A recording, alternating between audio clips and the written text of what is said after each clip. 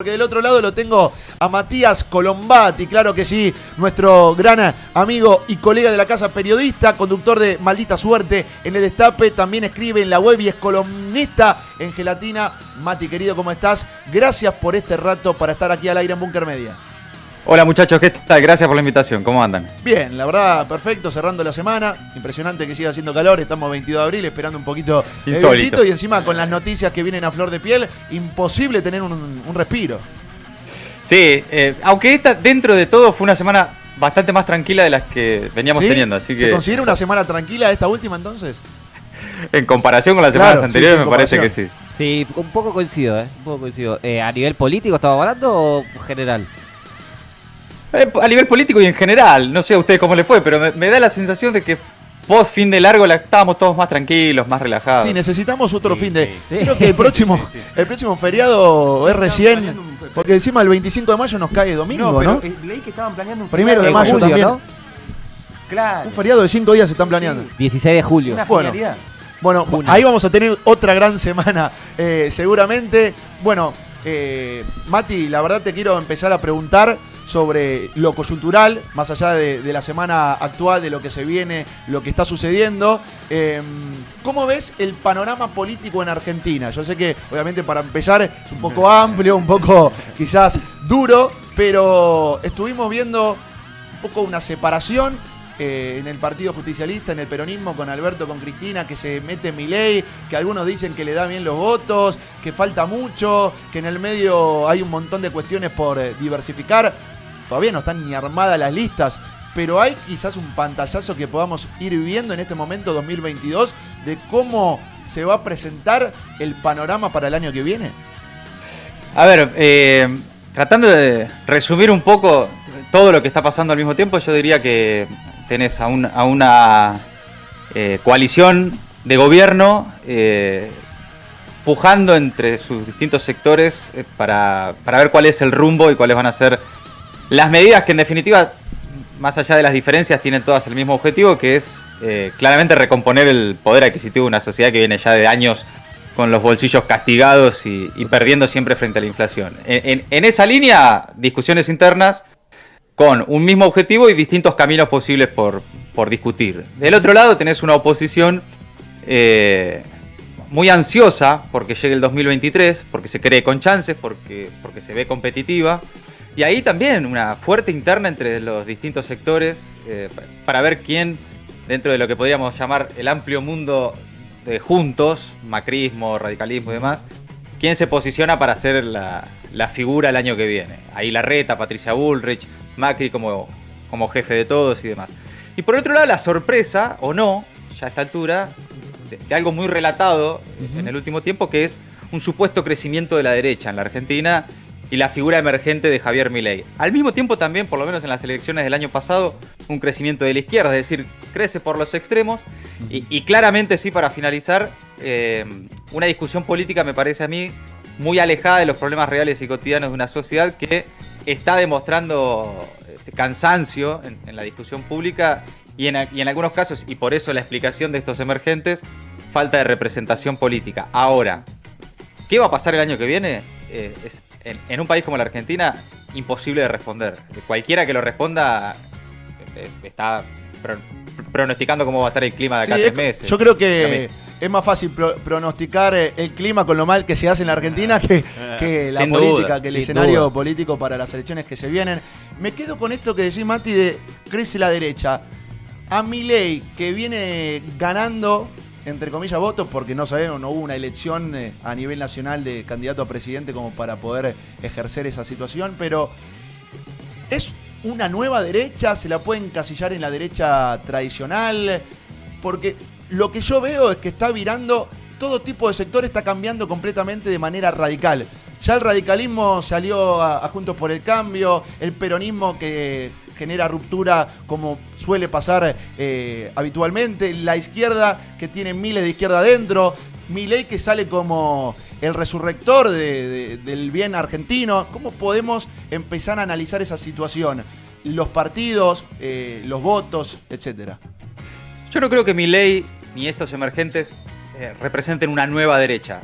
Porque cuando vos escarbás un poquito, el discurso, las propuestas, las ideas, son exactamente las mismas que la vieja derecha. Y de hecho el propio Milei se identifica en sus ideas económicas, él es economista, con Domingo Cavallo, que fue la figura de la economía en los años 90. Dice que fue el mejor ministro de Economía de la historia.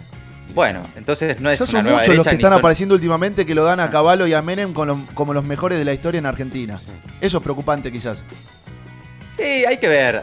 Hay que ver cada vez que hablamos de encuestas y de números y de lo que se supone que piensa la sociedad. Siempre hay que ver cuál es la encuesta, quién la difunde, quién la mandó a hacer. Claro. Sí. Nada, me parece que ahí lo que sí se ve es una radicalización de la derecha que lleva a que el resto del arco político y especialmente la derecha más tradicional que está representada por Macri corra la discusión y la ves ahí a Patricia Bullrich, lo ves Sí. ahí a Larreta yéndose hacia la derecha, corridos en esa discusión por Milei, o por Milei, por Spert y en definitiva por estas figuras que han aparecido. ¿Hay posibilidad de una alianza entre Milei, Larreta, Patricia Bullrich o no lo ves? Patricia Bullrich lo ha dicho ella misma, que le interesa una alianza con O Milei. sea, hay que ver si le interesa a Milei, ¿no? No, Milei Sí, también claro. Yo no lo sé, creo que tiene más en común de lo que dicen en público. Después hay que ver si después en el negocio político, si en el rédito de lo que venís construyendo le conviene o no. En definitiva creo que sí. No tomaría a nadie hoy en la política ni en joda ni sin posibilidades. Me parece que está todo tan abierto, todo tan volátil que realmente puede pasar cualquier cosa. ¿Qué opinas de la encuesta, hablando de las encuestas que recién mencionaste, de la encuesta del The Washington Post que dijo que Milei puede ser el próximo presidente del 2023 de la Argentina? Es que, insisto, más allá de las encuestas, podemos observar en otros países del mundo cómo esas derechas radicalizadas con discursos fuertemente xenófobos, antifeministas, antiderechos y que vienen así como construyéndose sobre eso, que te puede gustar más o menos, pero es una realidad y es evidente y en ese sentido no caretean, que han llegado al poder en países que uno ni se imaginaba que podía ocurrir. Trump en Estados Unidos, Bolsonaro en Brasil, Le Pen este fin de semana es competitiva en Francia, Vox en España. Las derechas avanzan, los discursos radicalizados avanzan, por lo tanto yo no descarto nada. Y sobre todo en la Argentina, que la dinámica política te lleva a que exista, creo yo, la misma cantidad de posibilidades de que Alberto Fernández sea reelegido, de que vuelva Cristina, de que vuelva Macri o de que gane Milei. De acá al año que viene ocurrir cualquier cosa. ¿Sentís que la antipolítica triunfa?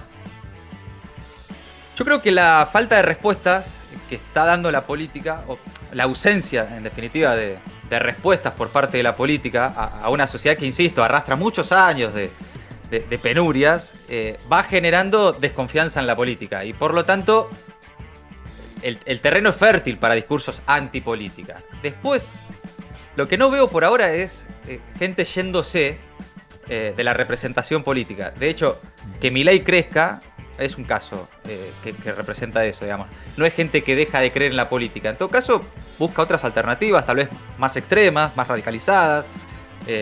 Pero por ahora no hay... no veo que se desvincule la sociedad de la política, pese a que, insisto, ya desde hace varios años, la sociedad no está obteniendo respuestas, no le están solucionando problemas concretos y reales. ¿Y por qué crees que hace ya tantos años que la política argentina, si bien hubo otros casos a nivel internacional, por qué la política argentina no responde, aún atravesando distintas orientaciones en la brújula política, atravesando tantas formas de pensamiento que atravesó Argentina en los últimos 15 años, se sigue desarrollando esta idea? Yo creo que desde hace por lo menos 10 años hay una especie de empate de poderes que se anula y se paralizan. Entonces ninguno de los proyectos, ni el último gobierno de Cristina, ni el gobierno de Macri, ni ahora, aunque la verdad es bastante más difícil de analizar porque tuviste una pandemia, porque ahora tenés una guerra, es como más un híbrido, ¿no? Y con todas las dificultades que atraviesa. Pero hay como un empate de fuerzas. Entonces ninguna fuerza política tiene la posibilidad desde el poder de avanzar en las reformas y las transformaciones que pretende, pero sí tiene la posibilidad de obstaculizar al otro. Claro. Entonces esa especie de empate de obstáculos y ese juego de espejos es lo que me parece desde hace varios años nos tiene ahí como peloteando de un lado a otro y sin respuestas ni soluciones concretas. Más allá de que claramente no son todos lo mismo, yo no creo eso. Creo que hay diferencias muy profundas, ideológicas, de sentido, de pertenencia. Pero en definitiva hay algunos problemas concretos y reales en la vida cotidiana de las personas. El más notable, la inflación, que ya lleva por lo menos 10 años sin respuestas, ¿no? ¿Más de 50% se espera para este año de inflación? Sin duda, sí, sin duda. Y a nivel mundial, por lo menos en la parte occidental, Argentina, ¿en qué posición está del ranking de inflación? Que es el único ranking que no quiere ganar. En ese sí ganamos. Sí, ahí hay también, ya que hablas del mundo, hay una particularidad en este año en especial, es que el mundo entero está atravesando un proceso inflacionario global muy zarpado, producto de la guerra en ¿Post-pandemia Ucrania. o la guerra? Claro. Sí. De la guerra. Estados Unidos tiene la inflación más alta desde el año 81, Alemania tiene la inflación más alta Sí. desde el año 89, España tiene una inflación que no veía desde comienzos de los 80. La inflación en el mundo, producto de la guerra, es notable y es dramática. La Argentina tiene problemas propios, particulares y estructurales, a los que, sumados esos problemas, bueno, estamos viendo los números que estamos viendo. ¿Qué opinás de acuerdo también a lo que vienen manifestando distintos ministros? Que marzo iba a ser el mes más alto de inflación, que ahora se iba a acomodar. Después Alberto, con respecto a esta situación, salía a decir que no iban a frenar los planes, que se iban a acomodar hasta los precios cuidados. ¿Hay alguna manera real, concisa, concreta, entre comillas, que aquí en Argentina haya un detenimiento, por ejemplo, de este porcentaje tan alto de inflación? No sé, pasemos del 60 al 40, al 30, porque lo único que se ve es que año a año termina siendo un dolor de cabeza aún mayor, es una migraña. Sí, yo sinceramente no tengo una respuesta de cómo se frena la inflación, no soy especialista, no soy economista. Sería millonario. Lo que sí... No, y sí, se entendería... Si se puede frenar la inflación, claramente sería hasta presidente de la nación.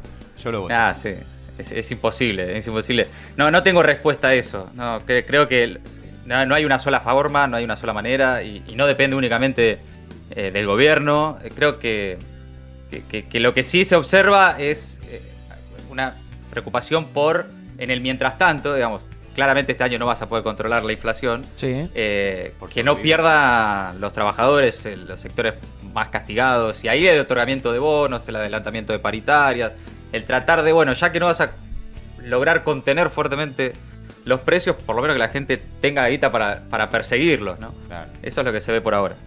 ¿Cómo analizás estos 2 años y pico del gobierno de Alberto Fernández?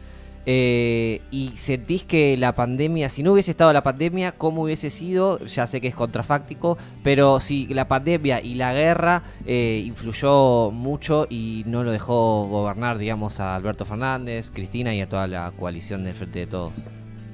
Yo creo que es determinante la pandemia, pero no en la Argentina, en el mundo.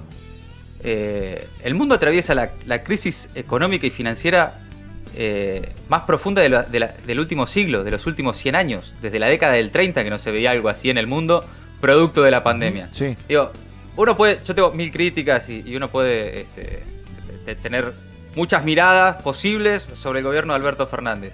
Ahora, que cualquiera de esas miradas no incluya el efecto que provocó en el mundo histórico el efecto de la pandemia, y es injusto y es incompleto.